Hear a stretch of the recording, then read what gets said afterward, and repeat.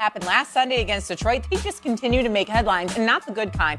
I'm not sure if Dallas is searching for answers or making excuses at this point, but nonetheless, here's Dak Prescott's explanation of why the Cowboys have looked, let's just call it subpar so far this season. We've got to practice harder. Simple as that.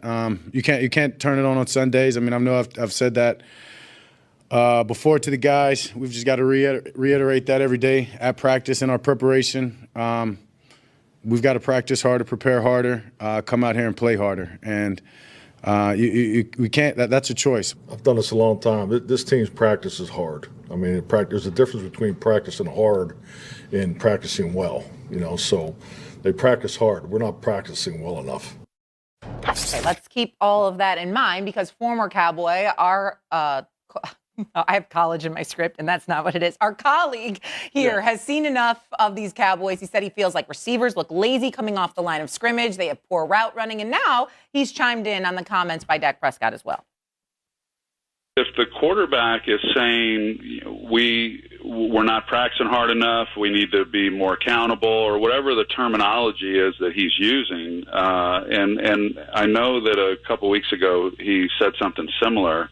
Yeah, that's a huge red flag. One, because it's an indictment on how things are being done. But usually, as we know, Dak is the last person who's going to say something like that publicly. So if he says something, as is the case for most quarterbacks, if they're saying something publicly like that, then it's a problem. Cam, what in the world is going on? We're not practicing hard. We got lazy receivers and route running. It's bad. It's a mess. Man. Arr, arr, arr, arr.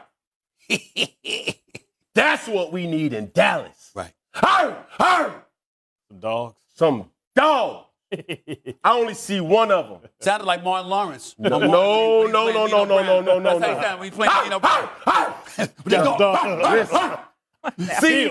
Listen. We need some dogs. Right. Yeah. On the offensive side of the ball, I've been extremely pleased with CeeDee Lamb this year. I don't know what Troy Aikman's talking about. I don't know. I can't Talk confirm. about the interception in I the cannot end zone. confirm Like he didn't try. nor deny what he's speaking is factual. What I will tell you is this. Can somebody else take over a game other than CeeDee Lamb on the Dallas Cowboy offense? It's only but so much. You're talking about Justin Fields and Russell Wilson, that debacle. But at the same time, I'm saying when I look at the Dallas Cowboys, the only person that threatens me if I'm scheming them up is CD. Mm-hmm. That's not an effective offense right there. Of course not. So I'm looking at a situation where the Detroit Lions came and bullied and thumped and wet willied and wedgied and did all the things that they needed to do. Antagonized, all the above. Option E. Ha! And ain't nobody mad? Ain't nobody. All right, enough is enough. You put your left tackle, your right tackle. Right. And who do you hold accountable for that? But circle E, all the above. I need a dog. Okay. You want me to go first? You want to go? There we go. I've seen mad people get their ass kicked too. Yeah. Right? Like, so, like, the reality Anthony Joshua. Yeah, like, it's like the reality is sometimes, like, right, you talk about accountability. The quarterback's supposed to be a force multiplier, right? So if I tell you that my second receiver is Brandon Cooks, you should be able to eat with Brandon Cooks. Ferguson is a good, talented player. CeeDee Lamb is a dog, but those other guys are talented because it's the same roster that won 12 games last year. But when you become the highest paid player, you get that you have to become a force multiplier. That means that you should make people around you better. Right. And Dak Prescott hasn't done that. And you talk about not playing, practicing hard. Right. Well, sometimes being a leader, you know this, Cam. Yes, sir. Sometimes being a leader is uncomfortable. Yes, sir. So if your team and your offense was practicing bad, when you tell them, hey, start this over. Yeah. Like, because you're not going to do that on my watch. Right. Because at the end of the day, the person that wins and lost record, it affects long term when it's time to go to Hall, is the quarterback and the head coach. So if you want to do that, you got to hold people accountable. You got to make it uncomfortable. That's why they made you the highest paid player in the NFL. Yeah. So that comes with responsibility. Right. So you're going to throw your head coach on the bus. We're not practicing hard. I always hate when quarterbacks, listen, no offense, I hate when quarterbacks talk about not playing hard. Because guess what? They burn about 5 calories during the practice. Right. Like, we're the ones running around there. We can't relate. We can't relate. Well, listen, you different. Yes, because sir. you're a dual threat. Yes, sir. He not. So he ain't practicing the read option, running 50 yards after he carrying the fake out. Yeah. Like they always want to put more pressure Well, on us. it's interesting that you bring that up. I really, really appreciate that lob. I'm John Stockton. Y'all both just threw at me. The black because, John I mean, you got Kim. Right? That's a poodle. You didn't sit up there and say, Dak Prescott. He's a puppy in your analogy. Somebody got to say it. Somebody. Yeah. We gonna say it. $60 million man, highest paid quarterback in the NFL, 8 years, 2 playoff victories. Last time I checked, you got to win at least 3 playoff games to go to win the Super Bowl. You got to win at least 3 playoff games one season. Yeah. This brother got 2 in 8. 2 in 8 seasons. Nobody's saying anything. What have I constantly said about that man? Dak Prescott, did you see him the other day? Damn, he looked good. Haircut was stout looking, shape, looked like a male model. Click, you had plans. You always goddamn plans. Except for Sunday evenings, right, or afternoons, or Monday evenings, or Thursday evenings. Any other day, you ready. Post game, you ready. I mean, says all the most beautiful things. This is why when we talk about the Tom Brady's of the world, when we talk about the Peyton Mannings of the world, hell, even Aaron Rodgers in his best days, whatever.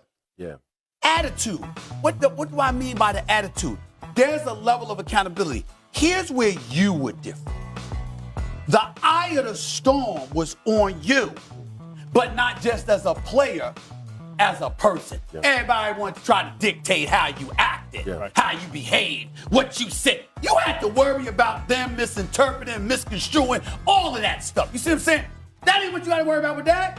Dak is guaranteed to say the right things. Guaranteed. Guaranteed. He's going to say the right things. He's going to toe the line. He's going to be the ultimate polished individual. Yeah. He does everything but win when you need him to win. And when you talk about they need some dogs, well, you know where it starts? With the cat that's getting paid that ain't concerned about how you feel about him. Yeah. He's concerned about what you do for him and the team. That's not Dak Prescott. And that is the problem. Other than Jerry, because he's ultimately the most responsible because he assembled that roster. He makes those decisions. Nobody's more responsible than Jerry. But Dak is a strong damn number 2. I can say something real quick in regards to just the approach of the quarterback, right? In this league, you have to say the right thing. You're the CEO, right? You report to upper management, executive leaders, the media, the locker room, position coaches, head coaches, team captains, runts on the team, kickers, punters, linebackers, D-line. You report to everybody. Everybody's not going to like you. You have to understand that type of model. Yeah. Dak is a likable guy. Very. And I'm ready for him to just like, look, bro, the bag's secured. Now let me go on and let me really tell y'all, how I really feel. How about that? You see what I'm saying? How about that? I feel like Jerry Jones has too much control over Dak in that respect. But is it, I got to stop you right there. I got to stop right there. Is it Jerry? Right. Or is it him? See, a lot of times, don't get me wrong, blame Jerry for a whole bunch of stuff. Right. But I'm not blaming Jerry for Dak's personality. Yeah. That's who you are. Right. You're a grown-ass man. You are who you are. I ain't blaming Jerry for you. Listen, remember when Jerry was critical and they hadn't reached a contract deal yet? Dak Prescott came out and said, sometimes you know. Sometimes, that's the closest he ever been to raising up. Oh, you raised up when it was time for your bag. Right. All right? But any other time, you quiet as a mouse. I'm going to tell you something real quick, Bart. Like, it's too many times I done seen people check Dak on the sideline. Yeah. Right. As a player, when you sitting up here and you talking and you frustrated, I'm frustrated, you frustrated, and you mad at this, that, and the third, and then, hold on. Hey, who you talking to? Right.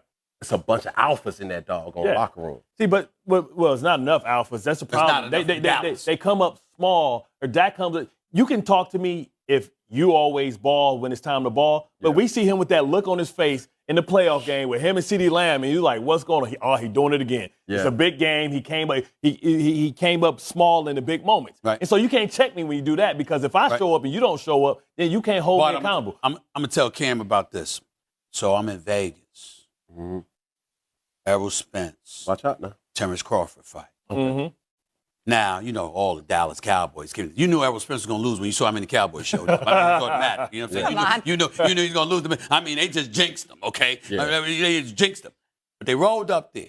No names, of course. Mm-hmm.